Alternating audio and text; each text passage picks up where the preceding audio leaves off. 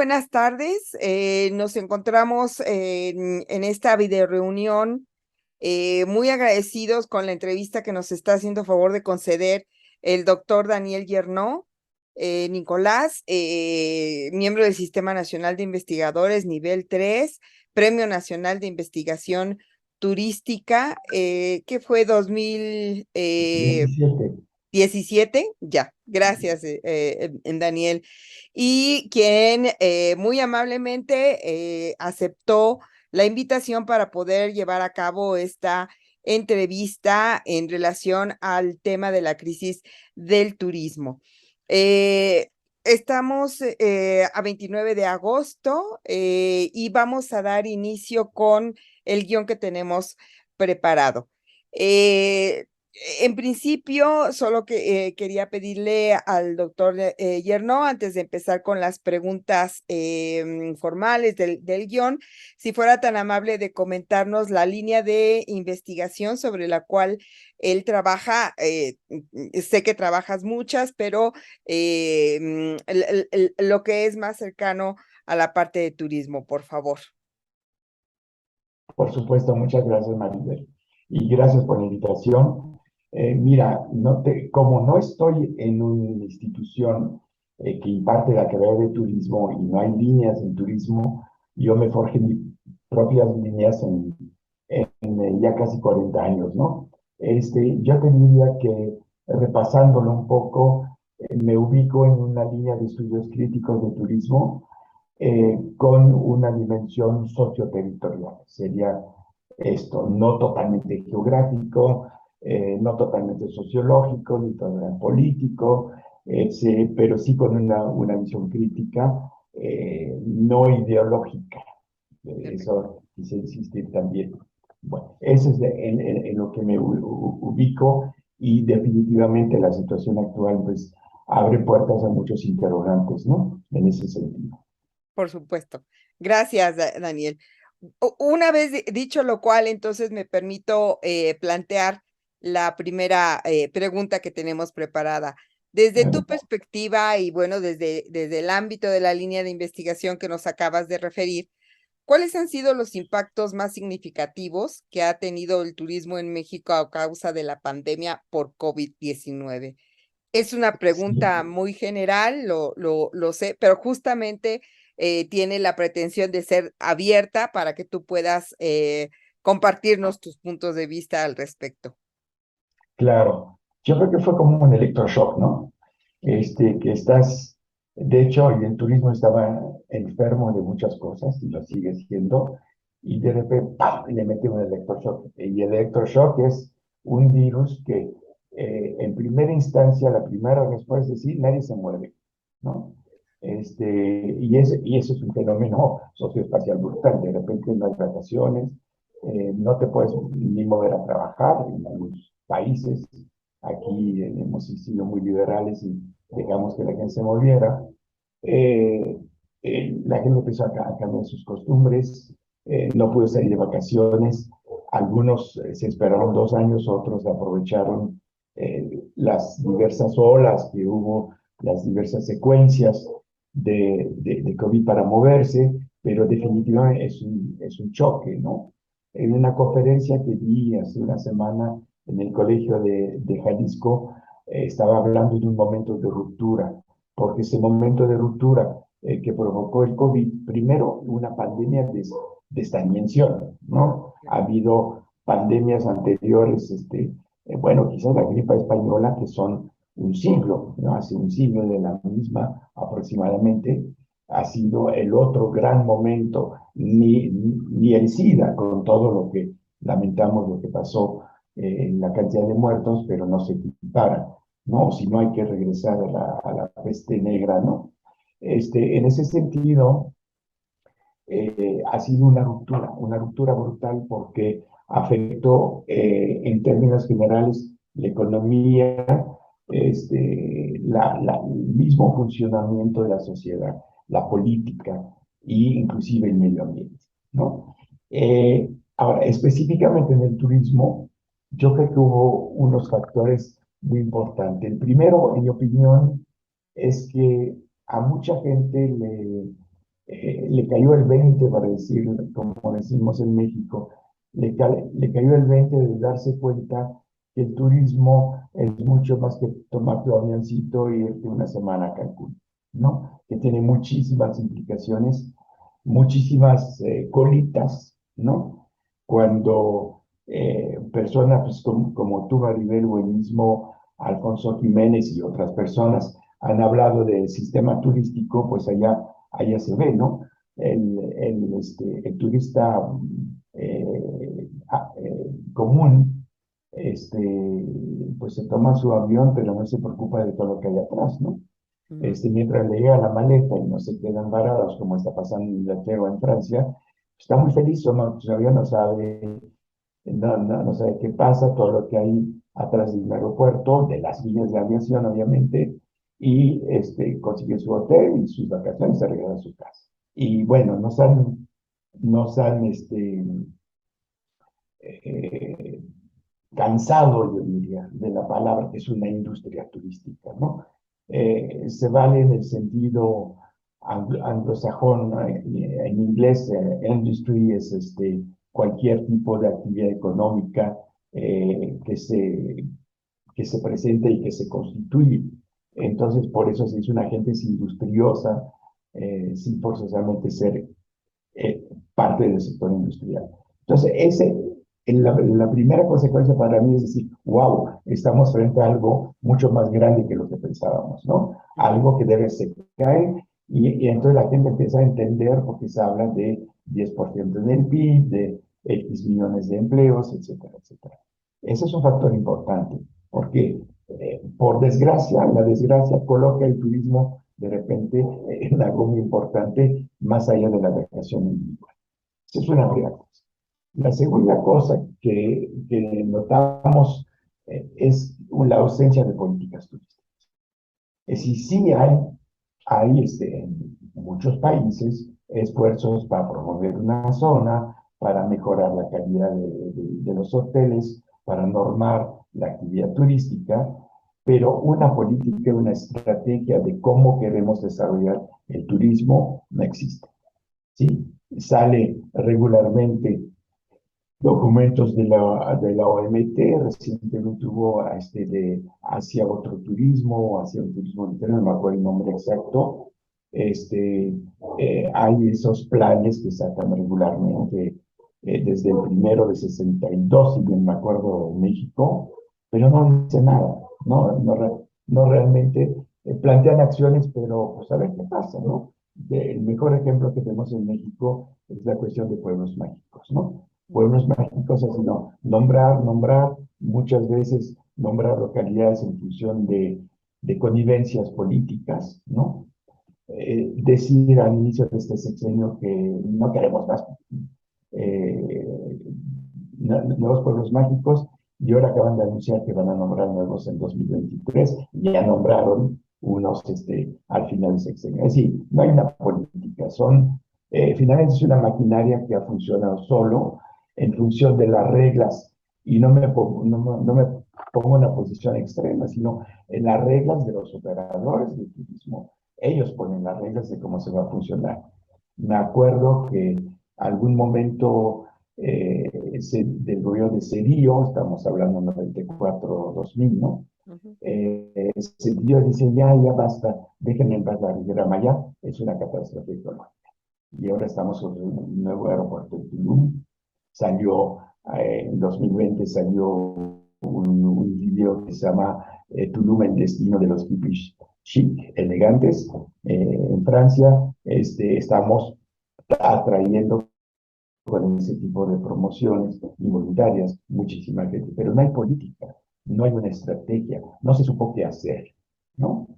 Y cuando no se supo qué hacer, hay que explicarlo también, porque hay sectores fuertes y sectores débiles en el turismo, y el COVID le pegó efectivamente a los sectores fuertes, pero como se dice, tiene la armadura muy fuerte para resistir los trancazos, ¿no? El sector popular, el que vende los tacos, el que mueve la pancita, el que canta su cancioncita, el que pide limosna, se encontraron en la calle desprovisto de todos, Nadie se tomó la pena de ver cómo se podían ayudar, etcétera. Y aquí sí se mostró la enorme desigualdad que hay en el turismo, en el funcionamiento del turismo, entre unas empresas como Hilton, que tiene más de 1 millón de cuartos, si no me equivoco, o gente que maneja cruceros de 6.000 personas, y la gente que vende en la esquina, que nadie protege, que nadie cuida, etcétera, ¿no? Ese es un otro efecto del COVID, yo creo, de demostración, de evidenciar, ¿no? Yo diría yo.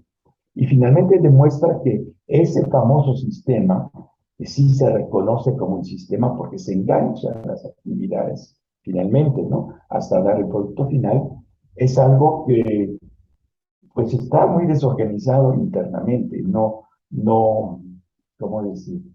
No se articula de tal forma a dar resultados forzosamente positivos. Estaba escuchando una entrevista de Bernard Viterme, que es un belga que trabaja en la Universidad de Lovaina, que dirige el Centro de Estudios Tricontinentales de la universidad, y le hice una entrevista en un momento dado en relación al video de que les habla, y dice, es que no se articula todo esto. Y el turismo tiene efectos muy positivos, ha tenido efectos muy negativos, ¿no? Citaba lo que todos citamos aquí en México, de que finalmente es extraordinario que Cancún sea un lugar que exhiba muchos recursos contra la pobreza, ¿no? Cosa que no debe pasar. Bien. Luego, eso es en cuanto a abrirnos los ojos, ¿no? Yo creo que es un punto extremadamente importante porque hemos tenido muchos años de discursos que nos han endormecido, que nos han hecho pensar que todo estaba bien, que siempre crecía el turismo, y hemos recibido pequeños piquetitos, ¿no? Pero es como en la cantina, ¿no? Cuando uno se da toques hay varios niveles en el aparato, y por ejemplo cuando Echeverría dijo que estaba en contra del sionismo, ¡pum!, se nos cayó el turismo en 76. Cuando hubo ciclones, ¡pum!, se cae el turismo. Hay cosas que no funcionan. Cuando llega el sargazo, otro golpe. 2009, otro golpe. Pero golpes que fueron rápidamente amortiguados y que no implicaron un detenimiento de la sociedad mundial, ¿no? Y de la actividad a escala mundial. Entonces, lo que hay que agregar es que hubo una diversidad geográfica de los impactos que ha sido brutal y no la conocemos, ¿no? No conocemos esa diversidad. ¿Ha sufrido más Acapulco que Cancún? No sé, yo diría que los pequeños prestadores de servicio, es decir, yo diría que eh, a más informal es el sector turismo, más ha sufrido definitivamente. Yo no sé cuánta gente se tuvo que regresar a su pueblo o cuánta gente esperaba ese complemento de ingreso de la época alta para completar sus gastos en zonas rurales y ese tipo de situación. Entonces, eso es algo que tenemos que estudiar, por cierto, ¿no? Algunos índices, inclusive índices de desempleo, índices de violencia, cómo se han dado comparando destinos turísticos. Por ejemplo, eso retomo uno de los caballos de batalla de nuestro amigo Alfonso Jiménez. No tenemos estadísticas turísticas. Y ese es un mito, esos son datos que no se saben cómo se construyen, y a nivel mundial, cuando sabemos que muchos países como Canadá o Bélgica no están en la OMT, uno se pregunta de dónde sacan los datos, ¿no? Probablemente alguien puede decir, pues yo tengo otros datos, porque sí, sí, seguramente son muy diferentes de los datos oficiales, ¿no? Este, eh, Además, le quería agregar que hay un efecto que yo siento que es muy importante, es que nos distancia, el COVID nos distancia mucho del turismo europeo a largo plazo, no a corto plazo. A corto plazo está claro que apenas se levantaron las secciones y se llenaron los vuelos de Air France a Cancún y de cualquier lugar de los Estados Unidos. Hubo una gran llegada de turismo internacional, pero si sumamos a la crisis turística la inflación, el incremento de precios de, de los vuelos, vamos a ver que a largo plazo, y eso quizás es una respuesta a la segunda pregunta que sé que me vas a hacer, ya nos damos cuenta de que vamos a perder turismo europeo, con toda certeza. Y eso va a reforzar nuestra dependencia con el turismo de Estados Unidos. Así que cuidado como nos llevamos con los vecinos, ¿no? Que no son muy simpáticos en muchas cosas. Y finalmente yo hablaba de un efecto psicológico, ¿no? Ya desde 2020 empezó este movimiento de vergüenza por volar, ¿no? Shame for flying, ¿no? Que empezó en los países escandinavos, empezaron a decir, es que ya no podemos estar haciendo un vuelo de 1 hora, quizás un poco más, para volar de Estocolmo a Barcelona, y gastar y tener una huella climática tan fuerte como la que representa los aviones, ¿no? Bueno, todo lo que es la aeronáutica en general. Lo mismo los cruceros, ¿no? El transporte aéreo, según datos que vi recientemente, emite entre 8 y 10% de la contaminación del aire a nivel mundial, ¿no? Y eso es algo brutalmente fuerte. Entonces, hubo un efecto psicológico que la gente cuando vio que se paraban, dijo, uf, o respiramos mejor en nuestras ciudades, y ya no tengo tanto ruido porque vivo abajo del aeropuerto, las rutas principales del aeropuerto. Yo que vivo aquí en Querétaro les puedo decir que se pararon los vuelos y ahora que reiniciaron los vuelos y se cambió las rutas por la reestructuración de la Ciudad de México, cada día a las 5 de la mañana empiezan los vuelos y no es chistoso. Y me imagino la gente que vive pegado a los aeropuertos, ¿no? Hay también un efecto psicológico que la gente empezó a reconocer que podía divertirse, regresar a un ocio más primitivo, para llamarlo así, ¿no? Un ocio no tan mecanizado, por la cual yo podía llevar mi picnic y ir a almorzar en el campo, y podía ir a la casa de la abuela, al pueblo o a la otra ciudad, y no me costaba tanto, estaba más tranquilo, me perdía cosas, pero ganaba otras, lo podía hacer en coche, etcétera, etcétera, etcétera. Es decir, amortizar los gastos en otra forma, compartir los gastos, llevarme 5 o 6 personas en mi coche, etcétera. Yo creo que hubo un cambio de actitud y eso se ha notado mucho en los países europeos. Por ejemplo, hay dos nuevas palabras que inventaron, ¿no? La staycation, ¿no? De quedarse, ya no moverme. La gente está empezando a tomar decisión de mejor no me muevo, tengo muchas cosas que hacer. Hay teatro, hay cine, hay paseos, hay bosques, etcétera, y más en las ciudades en la cual se ha hecho un esfuerzo de reverdecer las ciudades, ¿no? Bien, y yo creo que también hay una serie de efectos psicológicos que se han dado que son muy importantes, ¿no? En cuanto a que la gente ha decidido de no moverse de su lugar, que lo que llaman vacation, ¿no? De pasas el día en una hacienda, te vas al bosque, te vas a Nevada de Toluca, para decir, voy a dar un ejemplo, y el otro siendo el staycation, ¿no? Que te quedas en un ámbito, finalmente, lo que nosotros llamamos de excursionista, ¿no? Entonces, ese efecto psicológico es fuerte y puede tener unos efectos muy, muy importantes sobre la repartición entre excursión, turismo nacional, turismo internacional. Yo creo que habrá que revisar esto, ¿no? Pues eso era básicamente, y bueno, yo creo que también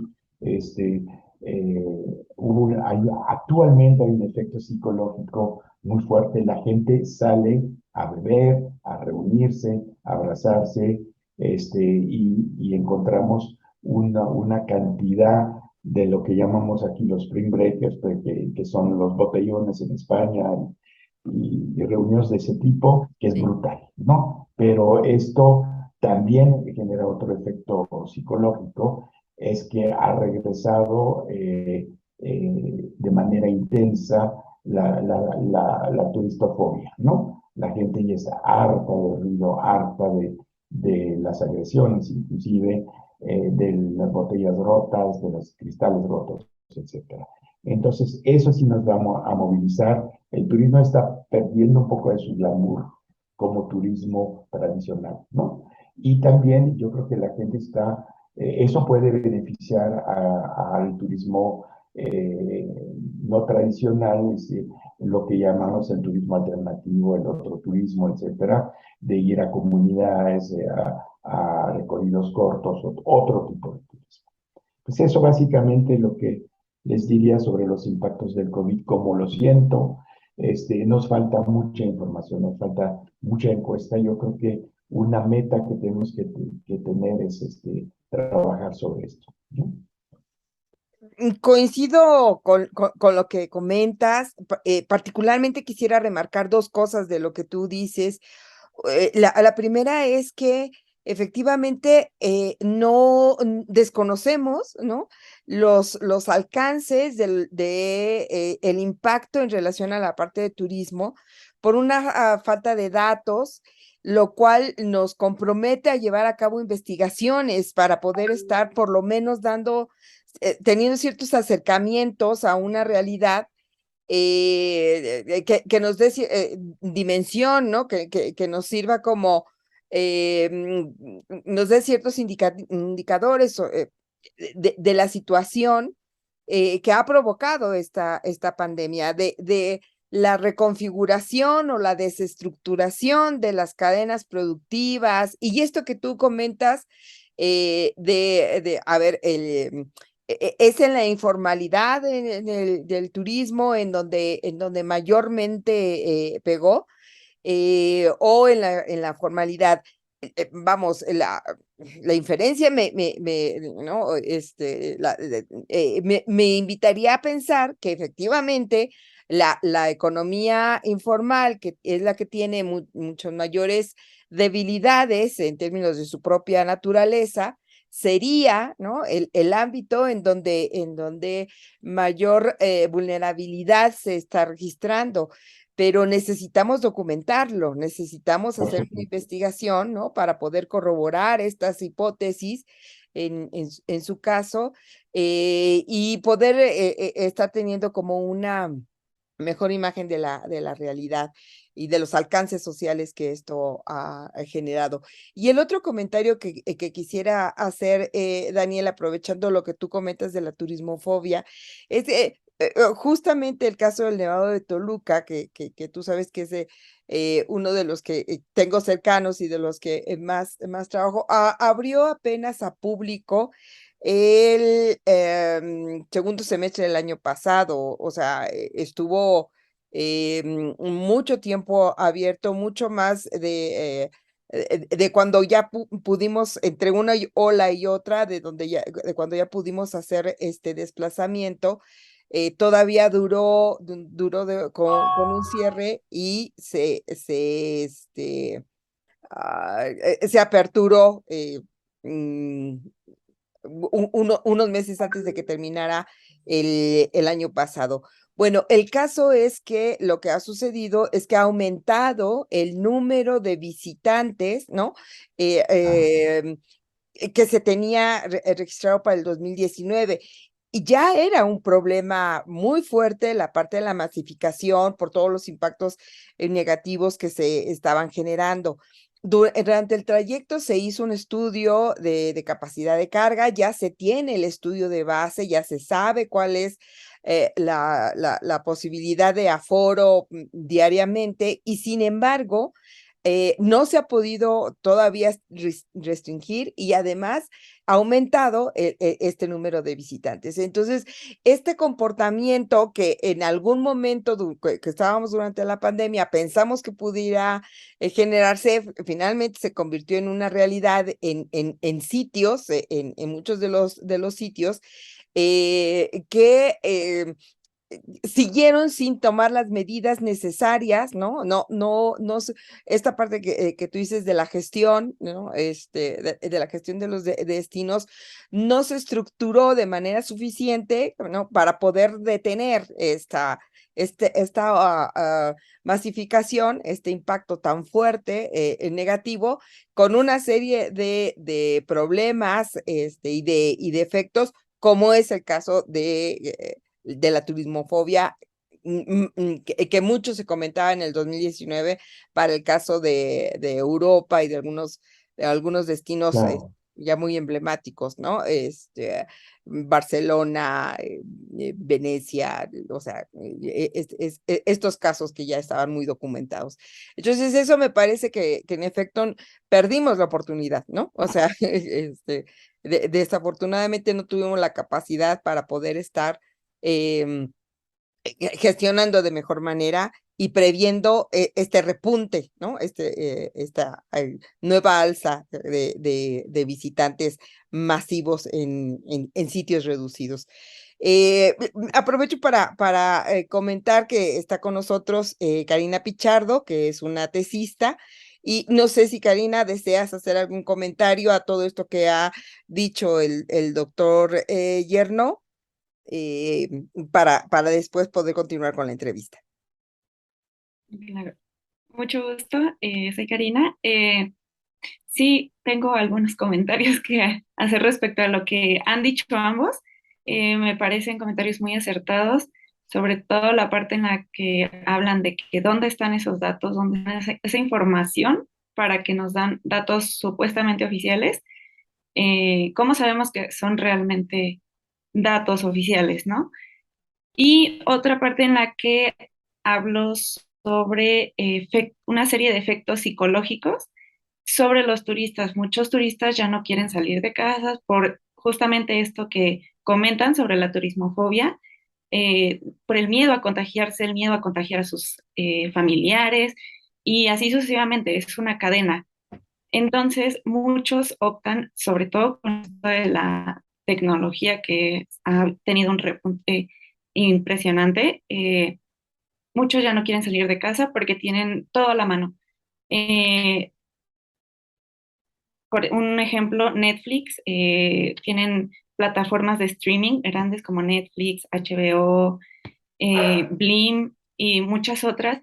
Y otra cosa que tiene que ver con el turismo es, por ejemplo, eh, las guías en plataformas. Muchos museos han optado por hacer recorridos turísticos por medio de las plataformas para que no tengamos que salir de casa y desde ahí verlo.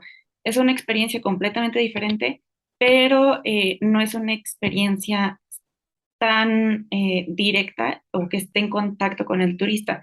Entonces, esto también me parece que es un punto importante en el que nos hemos detenido a investigar un poco más y de cómo el, la COVID-19 nos ha estado afectando de manera exponencial.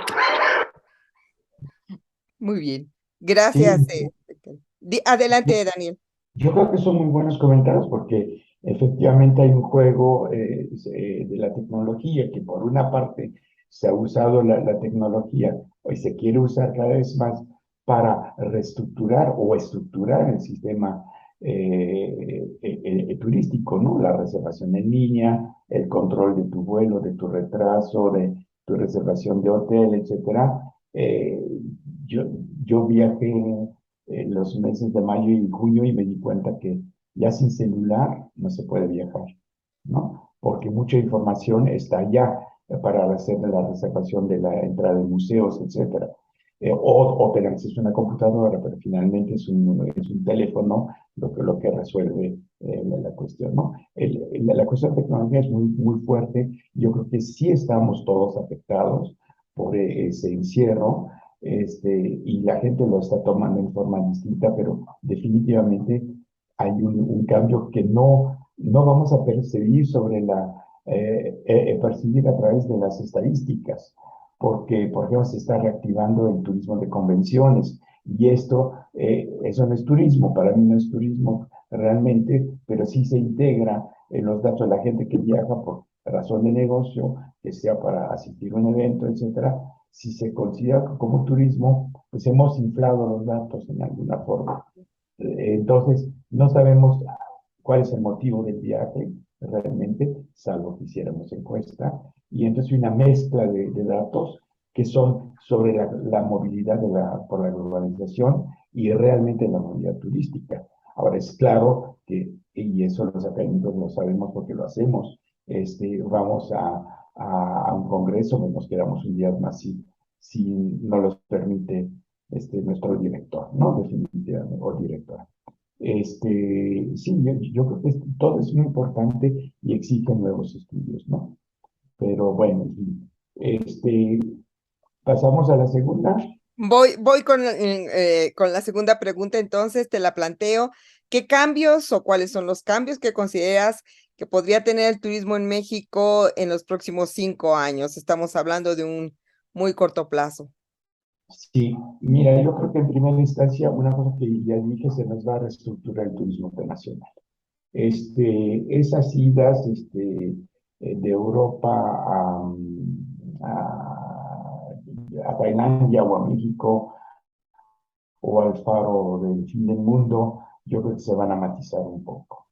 Y se van a matizar doblemente porque nosotros, entre latinoamericanos, ya no podemos viajar tampoco, porque estamos en crisis. Argentina tiene 70 no sé qué porcentaje de inflación brutal, Sí, ¿no? Y la gente ya sale a la calle y dice, no puedo, ¿no? Como ya lo tuvo en 88, y esperando que México no llegue a lo que nosotros tuvimos en la época de Miguel de la Madrid, ¿no? Y el final de López Portillo, que fue brutal, ¿no?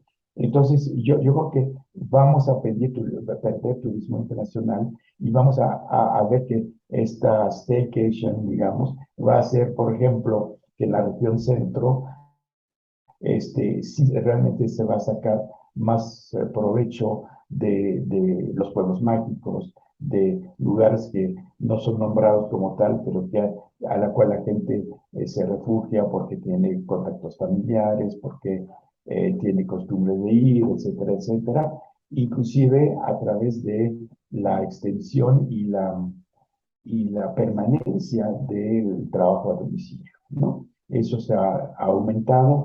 Yo creo que las olas van a disminuir poco a poco, pero está claro que le conviene a los trabajadores en parte, pero le conviene también a los patrones. Entonces, hay muchos patrones que están empujando porque ya no pagan luz, etcétera. Y en Europa, en varios países, los sindicatos nos dicen sí, pero me llevo mi compu, te aviso, no voy a usar la mía. Ujú, Sí, ujú. me llevo la compu de la oficina. Hay empresas que han cerrado sus edificios, ¿no? Y solamente manejado pequeñas bases.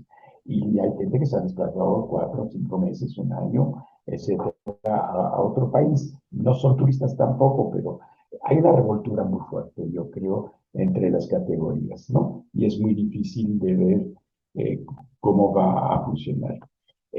Yo creo que a 4 o 5 años, yo creo que también el empobrecimiento de la población en general, sobre todo las clases medias, los muy ricos, le hace lo que el viento a Juárez, ¿no? Pero es bien obvio que para la clase media es un golpe muy fuerte.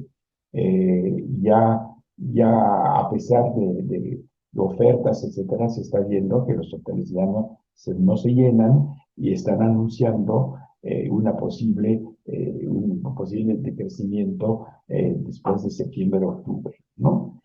Porque realmente va a haber un hueco y ahí es donde vamos a sentir de que si no sigue golpeando y que eso puede ser el modelo del año que entra.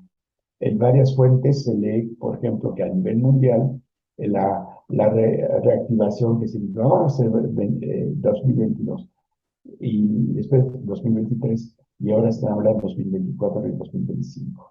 y no sabemos cuántas líneas de aviación van a quebrar, cuánta gente va a querer regresar a trabajar en turismo, porque ese es Sí. un punto brutal, la falta de mano de obra.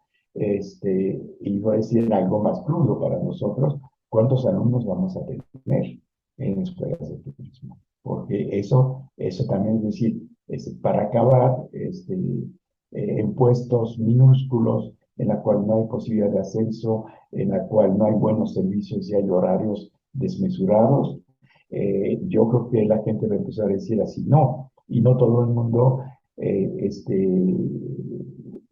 se puede volver Pepe y Toño y sea el empresario que lanzó una nueva empresa turística. Esa es una mentira, ¿no? Decir eso a los estudiantes sería una mentira enorme, ¿no? Eh, yo creo que también que el turismo residencial es algo que se va a incrementar mucho dentro de esta staycation, ¿no? Me voy de México a Cuernavaca o a Valle de Bravo. De hecho, en ciudades como Querétaro, donde vivo, ya se observa los fines de semana lleno en los hoteles, inclusive no los hoteles boutique del centro, sino los baratones, ¿no? City Express, One, etcétera, o Holiday Express, etcétera, o Holiday Inn Express, etcétera.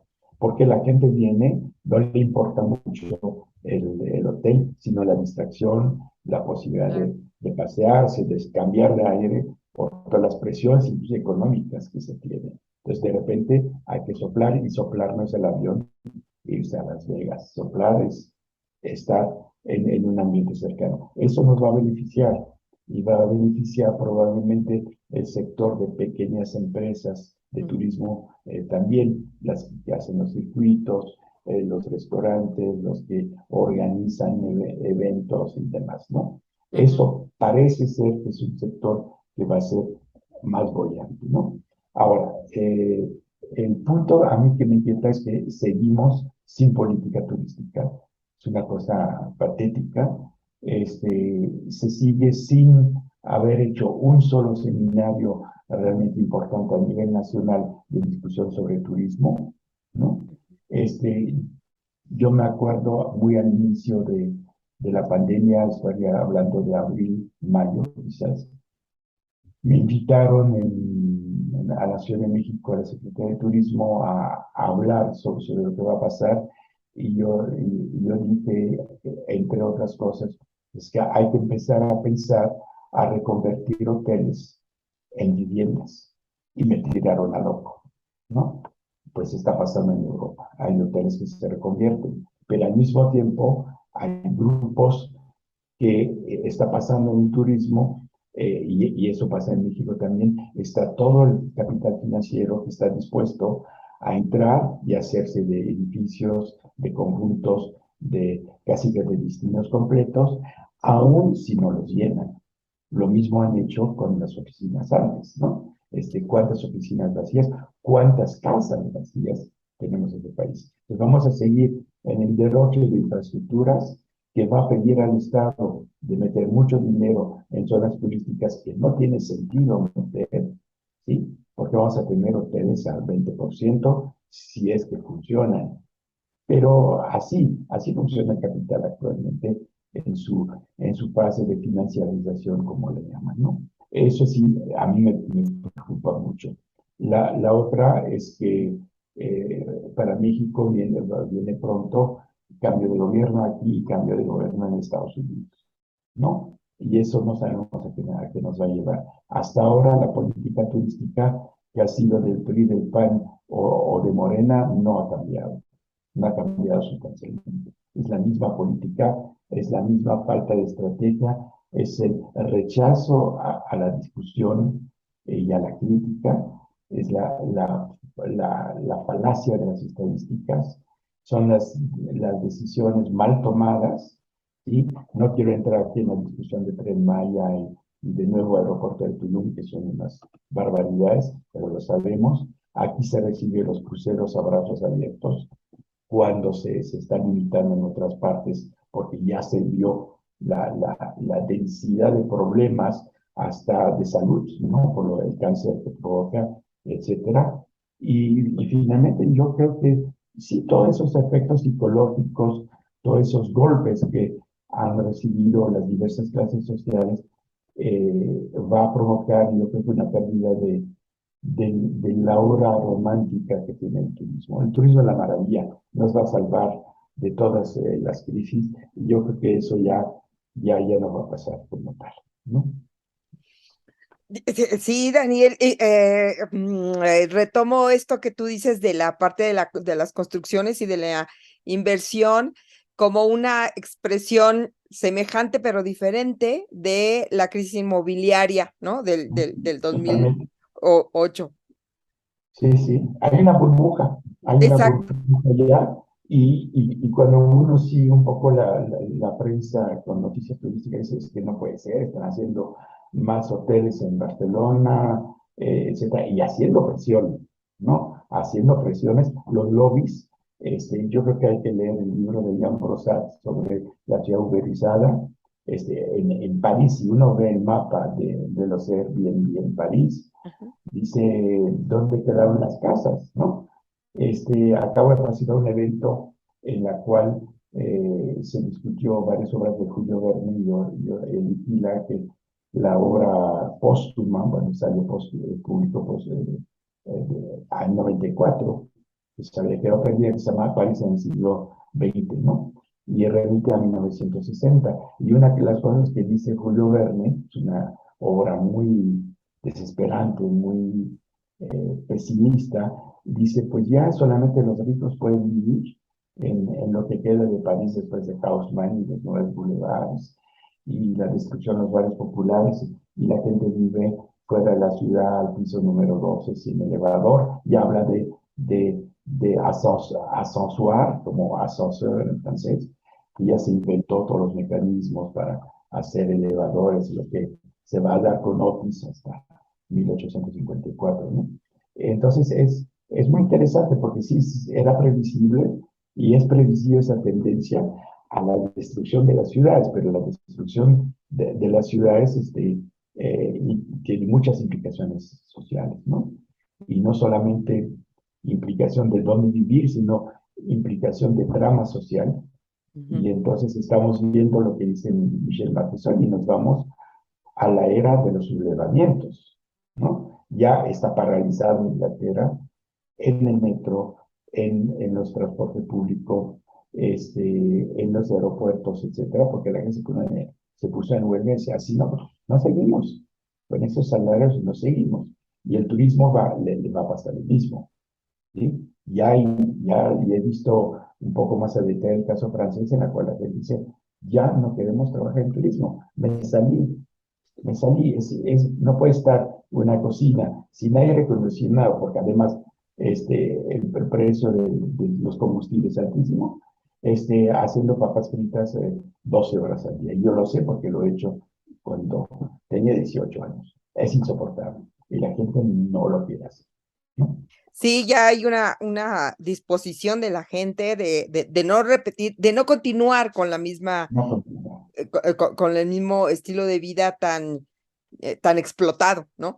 Eh, Sí, pero fíjate que justo te escuché hace poco en una de tus conferencias una idea que me gustó y que quiero retomar aquí para ponerle un tinte un poco más optimista, que es, tú decías, yo no creo, no tengo tanta fe en la gestión pública, pero no. creo en la gestión comunitaria, ¿no? O sea, en la gestión integral, en la gestión de todos, es Claro, decir, en la posibilidad de que la sociedad civil, de que el sector educativo, ¿no? Conjuntamente, obvio, conjuntamente con el sector público, pero que se puedan empezar a generar una serie de procesos y de dinámicas de responsabilidad y de iniciativas de innovación, para poder conducir, ¿no? Por lo menos para poder dialogar y poder conducir mejor esta parte de la actividad turística. Me gustó mucho esa idea tuya y te la compro, ¿no? Te claro. la compro en relación a una posibilidad ante este desatino, ¿no? De la política y de la gestión pública en relación a turismo, yo aspiraría que pudiera darse cabida a otros actores que que le dieran una mejor dirección, ¿no? Sí, sí, pero el asunto es que no es una utopía, porque ya ha pasado. Si hacemos historia del turismo, como se dio el turismo en Francia, por ejemplo, antes de la Segunda Guerra Mundial, o el turismo en Argentina, en la época en la cual, bueno, era el Estado, pero sobre todo los sindicatos eran muy fuertes. En Montevideo, en Uruguay, pasó lo Sí. mismo.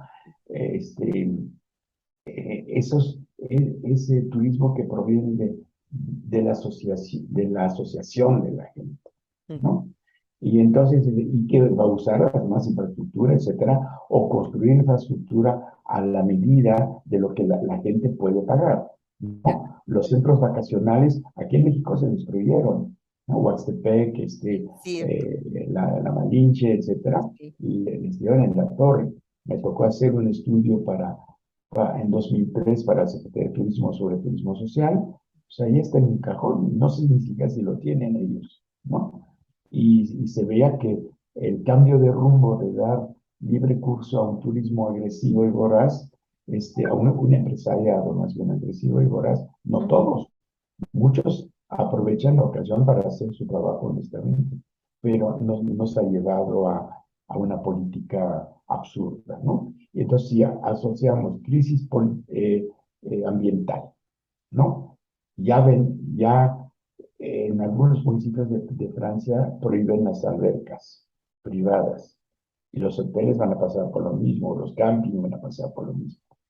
este, la imposibilidad de circular, porque van a poner restricciones, como no va a ser un día sin circular, va a ser quizás una semana sin circular. La restricción desde los vuelos, ¿no? La restricción de los cruceros, ¿qué va a quedar? ¿Qué va a quedar? ¿No? Entonces, solamente reformar desde abajo, quizás es una utopía, puede ser, pero yo creo que vale la pena, ¿no? Aquí quería llegar como a unas propuestas concretas. Yo siento que el sector educativo tiene mucho que hacer, pero nuestros planes de estudio no sirven. Si nuestros planes de estudios están hechos para formar el mismo tipo de personal acrítico, que va a ocupar ni siquiera los mandos medios, ya quisiéramos, los niveles más bajos, Ujú. y que se va a dedicar a otra cosa después, ¿para qué nos formamos? Claro. ¿No? Ya no debemos de formar a la gestión turística tradicional, sino a la gestión de microempresas. Te acordarás, Maribel, que cuando revisaron el plan de la maestría, yo les dije, aquí abrí dos líneas, una sobre microempresas turísticas y la otra sobre aprovechamiento de recursos patrimoniales, etcétera. Y Sí, yo creo que no pasó en ese momento porque no estaba en el aire del tiempo, ¿no? sí. Y ese nos cortó. Sí, Daniel, totalmente de acuerdo. Un reto, ¿no? Vamos, creo que lo primero que tenemos que hacer es admitir, ¿no? Esto tan contundente que tú has dicho, hacerle frente a esta, pues a esta realidad, ¿no? O por lo menos darnos cuenta que tanto es real esto que tú estás diciendo. Y por otra parte, de verdad, reestructurar en otro sentido los planes de estudio, em, a raíz, yo he estado propugnando por una reestructuración o una renovación, una retroalimentación de los contenidos temáticos de las carreras de turismo a partir de la pandemia, ¿no? Aprovechando el argumento de la crisis, de todo lo que hay que incorporar dentro de los planes de estudio, pero me parece que lo que tú dices es aún más profundo, ¿no? De verdad pega en un eje estructurador de la formación que es no seguir viendo la formación profesional como una formación de desempeño operativo, ¿no? Sino de realmente de emprendimiento, de innovación y de una reflexión crítica, ¿no? Y que esto es lo que Claro. tendría que estar permeando de una manera transversal. Sí, ¿Quieres decir algo, Daniel? no, no, sí, yo agregaría que esto no funciona forzosamente sobre la base de licenciaturas, sino otra forma de enseñar, otra forma de pasar el conocimiento. Ya. Si ven lo que está haciendo así discretamente, pero cada vez con más fuerte Google con las formaciones que ofrece, Ah, que sí. son información que ya tienen reconocimiento, está dando en la torre a las universidades, obviamente, porque tenemos modelos viejos, pero además tenemos y somos, bueno, yo en todo caso, profesores viejos. En la metropolitana, en la autónoma metropolitana, 60% del personal tiene, o 50% tiene más de 60 años. Sí, ¿Sí? eso está pasando particularmente en las públicas, En todas efectivamente. las universidades, porque sencillamente no nos podemos jubilar en condiciones decorosas, no nos quedamos. Y en segundo lugar, aún si nos vamos, no abren nuevas plazas, ¿no? Al Así. grado que se han cerrado carreras nuevas y yo lo viví en carne propia. Lo que voy es que tiene que cambiar la forma también de distribuir el conocimiento. Yo veo, por ejemplo, eh, yo, yo he abierto un canal de YouTube y estoy metiendo conferencias, etcétera, pero bueno, eso es un esfuerzo minúsculo, pero ese tipo de cosas de ofrecer un poco como lo hace Alba Azul, sistemáticamente cosas en línea, documentos, videos, conferencias, mesas redondas, cursos gratuitos. ¿Sí? Ahora, esto parecería ser que en el caso mexicano, con la nueva política de CONACYT, de favorecer la difusión, etcétera, quizás hay chance que entre. Curiosamente, criticamos muchas cosas, pero hay que reconocer las buenas. Esa es Claro. ahí una puerta abierta. Lo más que tenemos un sistema atrás que también nos exige el curso tradicional, las 25.000 tutorías, la dirección de tesis, etcétera, etcétera, ¿no? Yo creo, por ejemplo, que antes muchas veces los profesores, estoy hablando en los 60 quizás, les decían que hacían los alumnos, tienen que trabajar esto. Ahora el alumno puede venir con el tema más loco y lo tenemos que aceptar. Yo creo que, por ejemplo, para hacer todos esos estudios que necesitamos, ¿sí? Por ejemplo, yo creo que es importantísimo un modelo entre violencia urbana y turismo.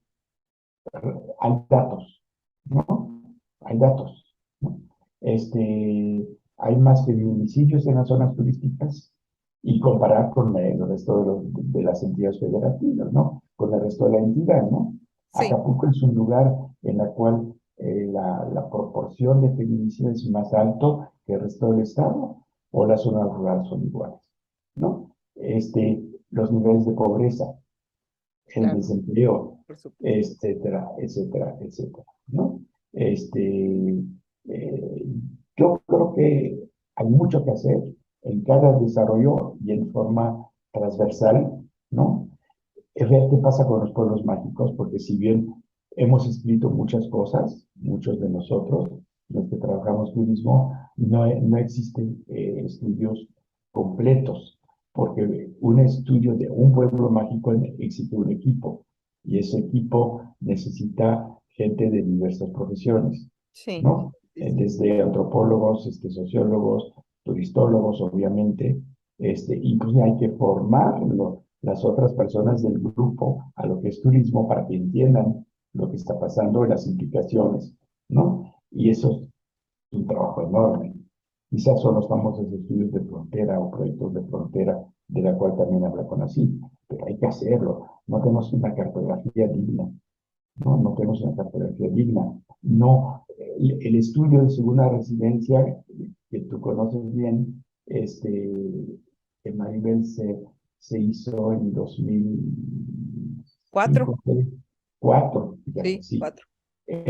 Lo publicamos, bueno, lo retrabajamos a nivel académico, se publicó en 2010. En Sí. todo ese tiempo insistí mucho con la Secretaría de Turismo de que había que identificar a través de los censos las segundas residencias. Ujú. No hubo forma que se moviera, aun si había una persona interesada, no interesaba la Secretaría de Turismo porque piensa que turismo es ir a hotel, hacer turismo es ir a hotel. No, no les cabe, ¿no? Y sin embargo es un factor importante y muchos de los pueblos mágicos viven de eso y se deshacen por eso, porque el mercado inmobiliario se afecta, ¿no?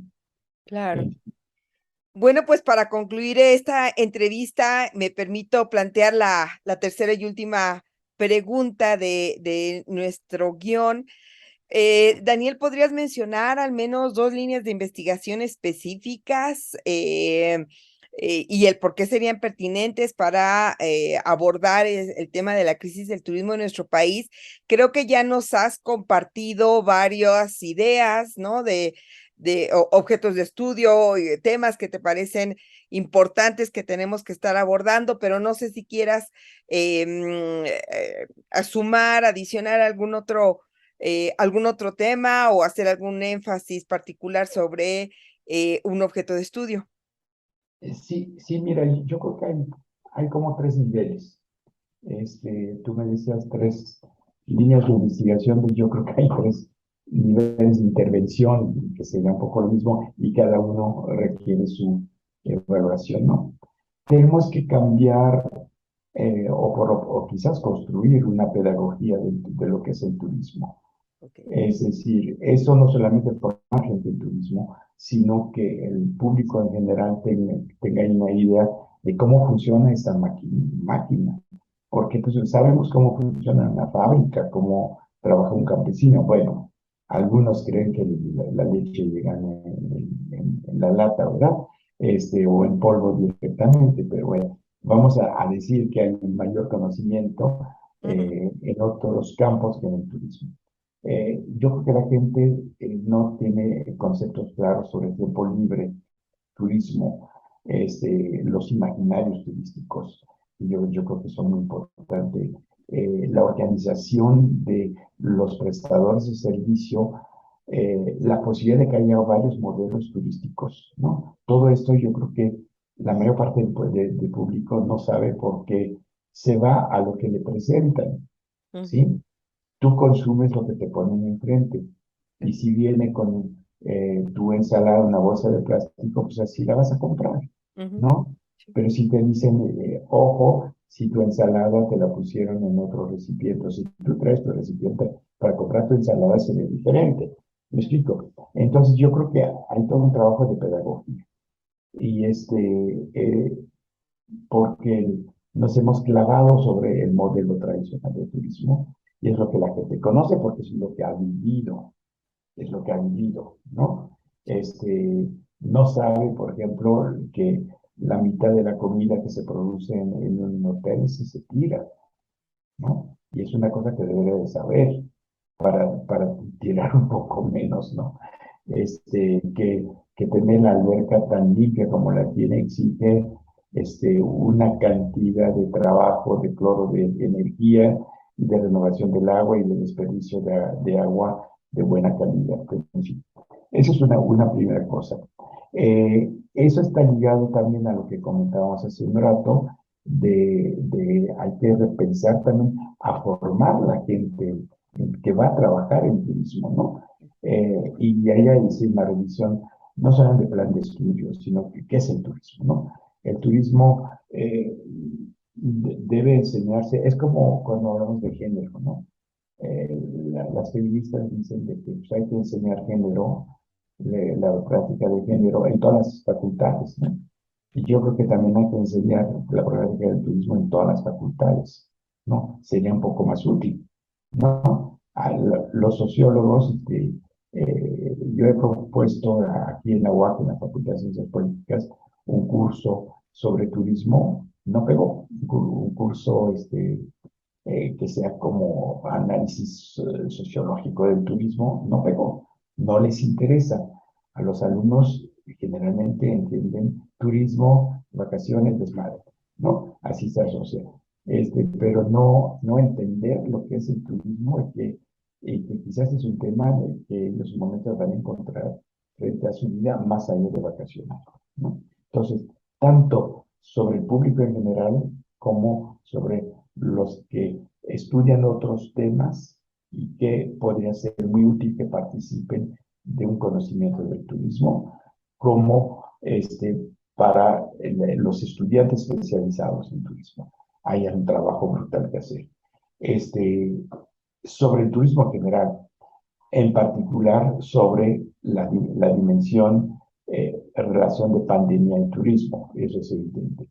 Yo creo que lo que nos urge es hacer una red de datos confiables, un poco como se armó la Data Tour de poco a poco agregando, ahora vamos a poner tal destino y tal destino, quizás empezando con unos 10 y después siguiendo, y yo creo que puede ser un trabajo terminal, eh, quizás a nivel de licenciatura más mecánico, pero de manejar los datos de qué pasa sobre fenómenos sociales, violencia, pobreza, nivel educativo, etcétera, comparativo entre centros turísticos y el resto de los estados o ciudades equivalentes en tamaño, ¿no?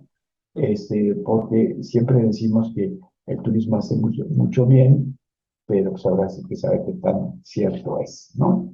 Qué tan estables son los empleos, qué tan bien están pagados.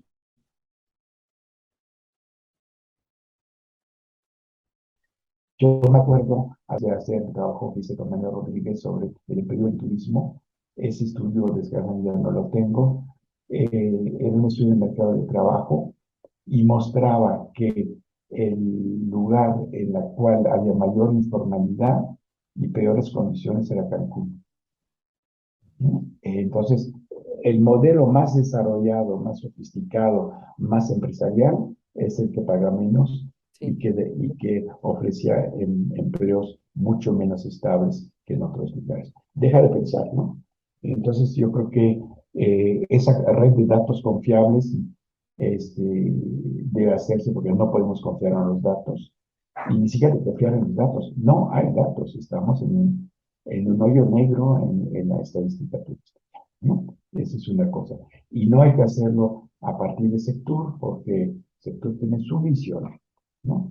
Entonces, hay que pensar cómo hacerlo a través de las universidades, de los centros de investigación turística, de gente aislada, pero que en una ciudad o la otra pueden colaborar consiguiendo datos, etcétera. Ni siquiera los funcionarios locales conocen la verdad, digamos, sobre el turismo. Es una cosa.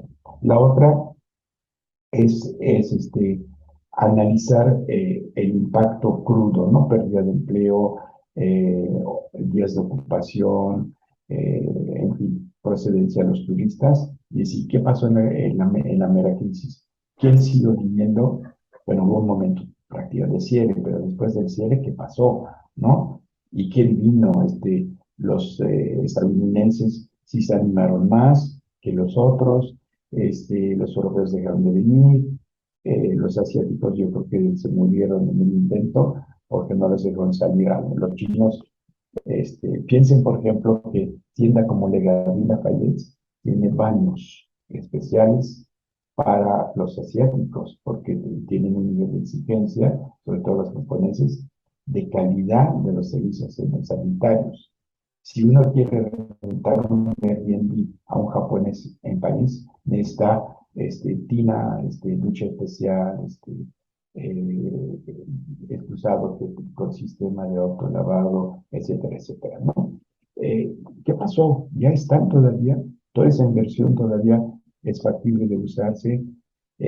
Bueno, en fin, es que yo creo que el campo de investigación es brutal, ¿no? Los efectos de la crisis, y yo creo que la tercera es, bueno, después de hoy me acuerdo, es impulsar el conocimiento de las experiencias, eh, las buenas prácticas, como las llaman, ¿no? A nivel internacional. Las buenas prácticas en turismo, del turismo diferente, ¿no? Y de solución al turismo actual. ¿Qué pasa con el pasaporte turístico de Venecia? ¿Qué pasa con la reservación en línea de los museos? Es decir, toda una serie de cosas que evitan colas estúpidas frente a los museos, ¿no? Ujú. Alguien me decía que quiso ir al Louvre hace poco y yo, me fue bien, nada más fue de tres cuartos de hora de espera porque había reservado. Y yo, ah, ok, eso es un récord, ¿no?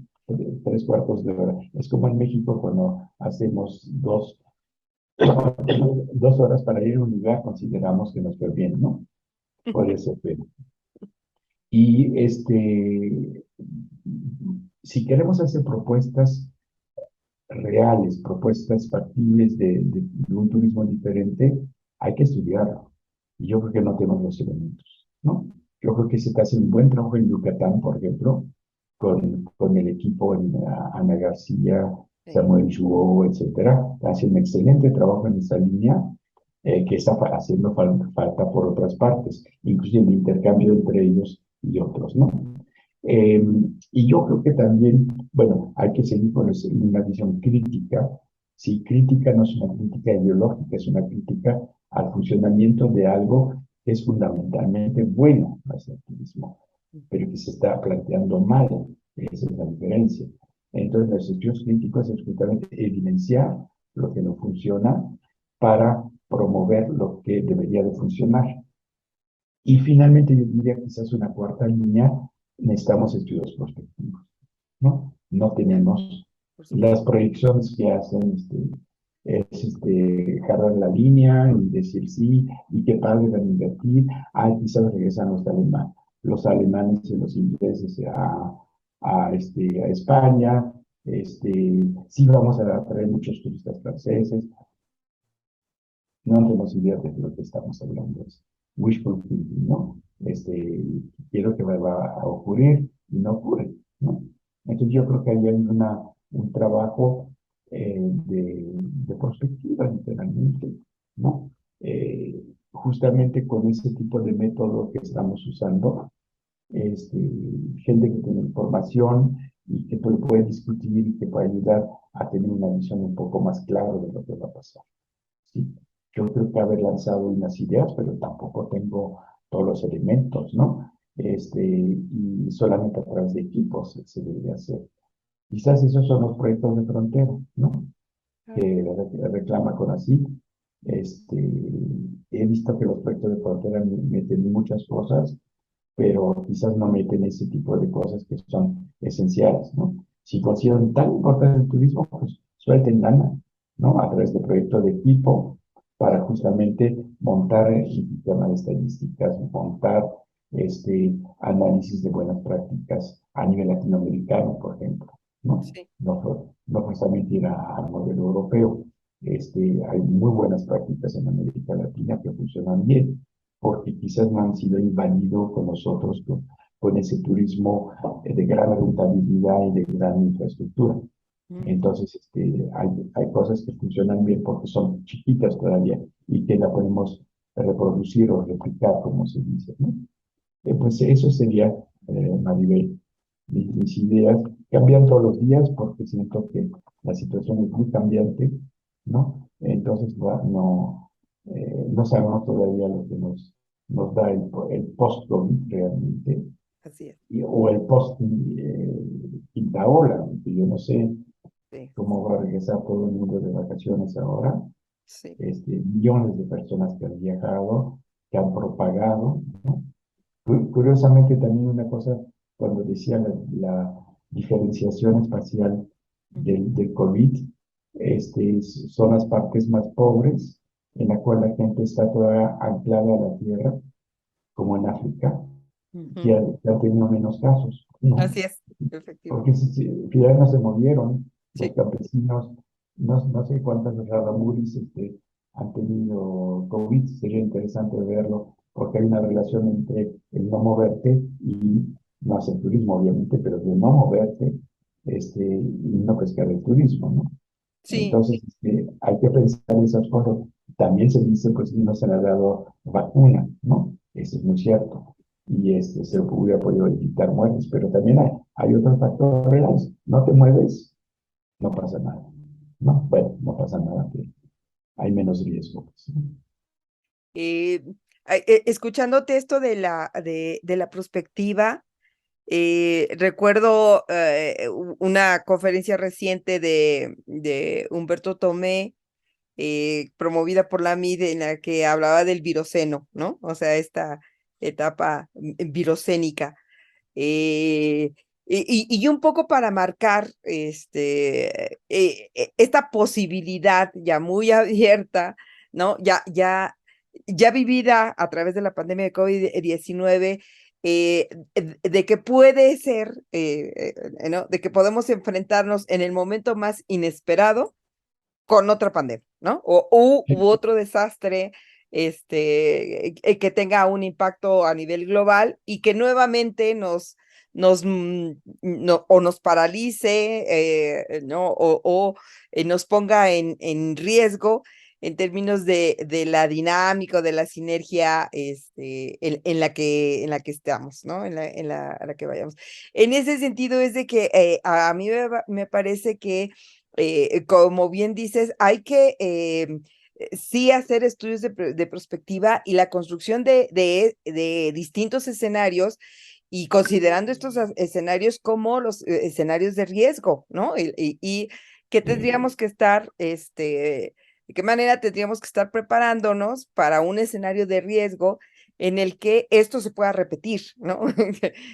Y en niveles tal vez menores, pero tal vez mayores. Entonces, comulgo mucho con lo que tú comentas y Sí, estas puntualizaciones que haces de lo que necesitamos investigar este sistema, esta red de información, estos sistemas de información en nuestro país.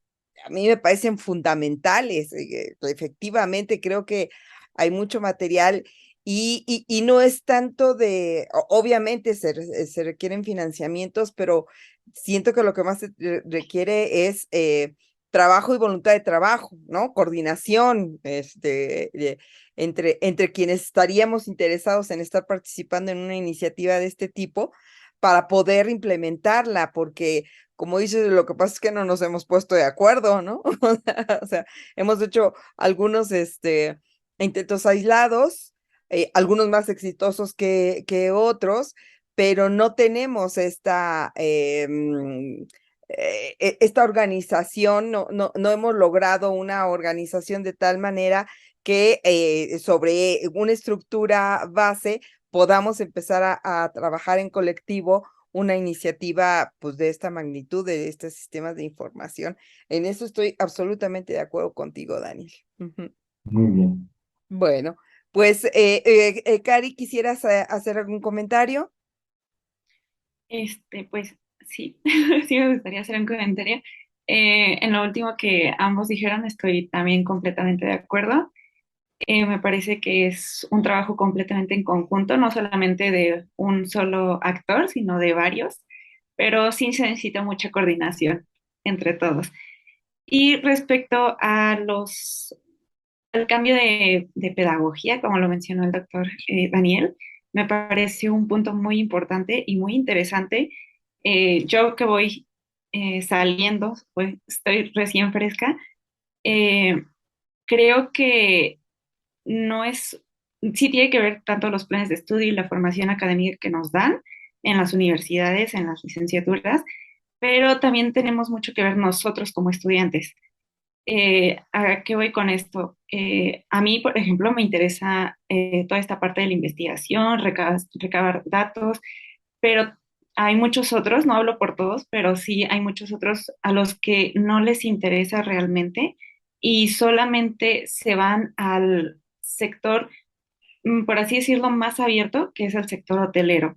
Se van ahí y hay mucho conformismo dentro. Entonces, la paga no es tan buena porque también tiene mucho que ver la paga laboral, pero no es tan buena, pero como ya tienen un ingreso económico, se quedan en ese conformismo. Entonces también tiene mucho que ver esa parte y no solamente en la formación que tenemos, sino también en cómo, qué nos interesa a nosotros eh, desarrollar y mejorar en nuestro país, en este caso, en el turismo en nuestro país. Muy bien. Ya, muy bien, Gary, pues gracias por esa corresponsabilidad, ¿no? De habernos, nosotros también necesitamos cambiar de actitud o poner la atención y el interés en esto, en esta estructura, en las condiciones en las que se encuentra ahorita, para favorecer nuestro propio desarrollo, nuestro propio desempeño y no quedarnos en el status quo, ¿no?